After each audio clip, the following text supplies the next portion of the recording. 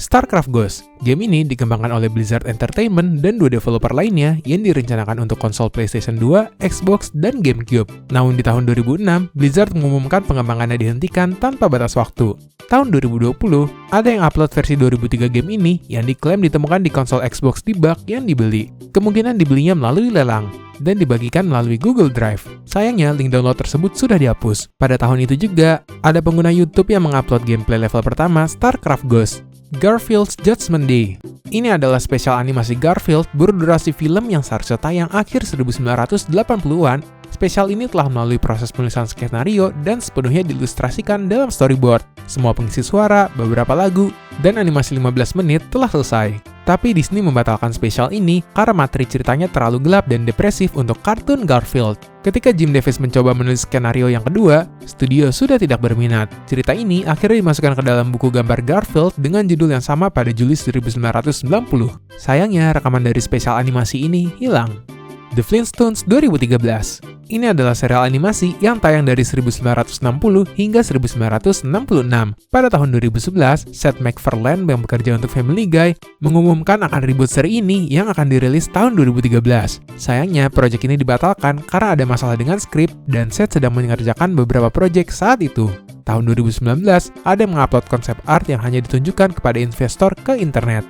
Deep Kick, ini adalah dokumenter band rock Amerika Red Hot Chili Peppers. Dokumenter ini mengisahkan proses rekaman album studio ke-6 mereka, One Hot Minute, dan tur promosinya. Sebelumnya, mereka juga pernah melakukan hal serupa dengan dokumenter Funky Monks yang dirilis tahun 1991. Perbedaan dokumenter ini dengan Funky Monks menampilkan beberapa adegan fantasi mirip yang dilakukan Led Zeppelin dalam film konser mereka.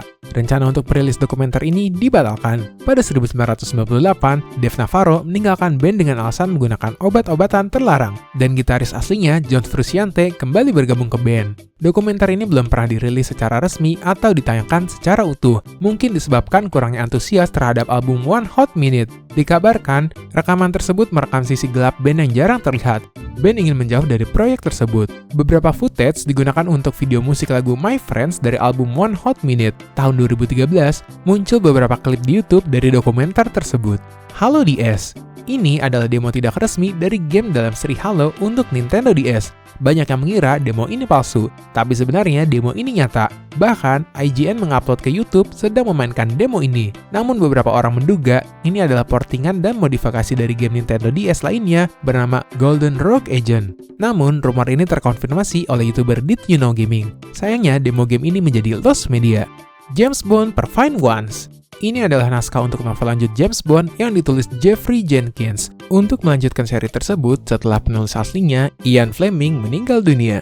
Walaupun Ian temannya Jenkins dan dia sudah menyetujui proyek tersebut, naskah Jenkins tetap ditolak dengan alasan terlalu jelek. Naskah ini terdapat 18 halaman dan dipegang anaknya Jenkins. 2 di antaranya dibagikan di internet. Eraserhead Deleted Scenes. Pada film ini, terdapat beberapa adegan yang dipotong dengan total waktu 20 menit dan menjadi lost media. RPG Workshop Max. Ini adalah game yang dibuat oleh orang yang membuat Five Nights at Freddy's, Scott Cawthon. Game ini merupakan proyek yang dibuat tahun 2002 yang mana pemain bisa membuat game RPG dan memainkannya. Sayangnya ini menjadi lost media. Him.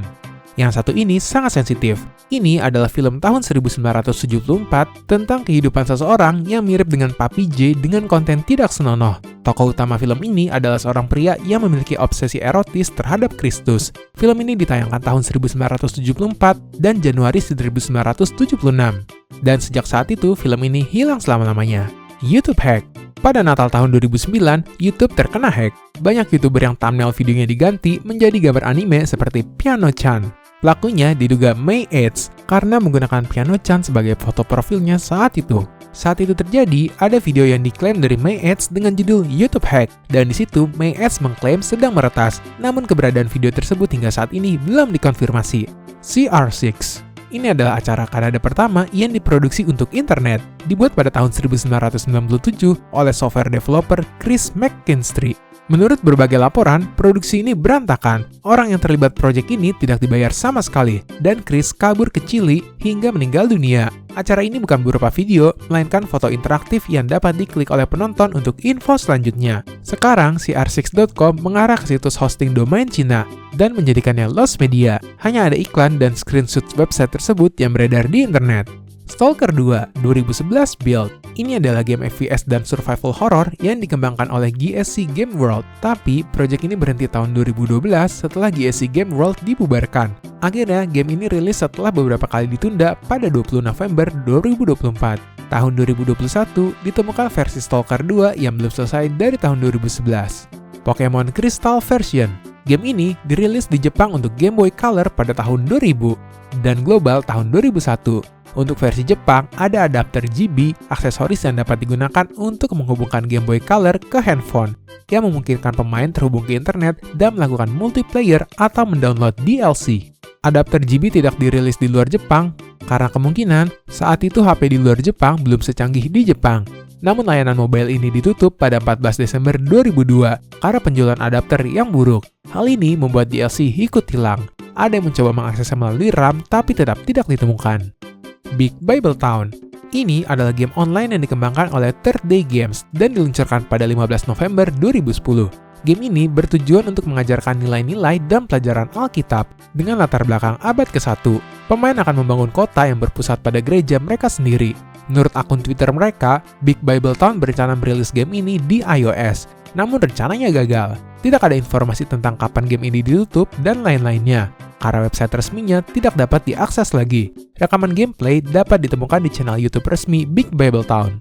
The Day the Clown Cried. Film ini menjadi lost media karena sangat kontroversial tentang badut sirkus bernama Helmut Dork yang sangat egois dan menjadi tahanan politik di kamp konsentrasi Nazi karena mengejek Adolf Hitler dalam keadaan mabuk. Di sana, dia memimpin tahanan Yahudi ke kamar gas beracun.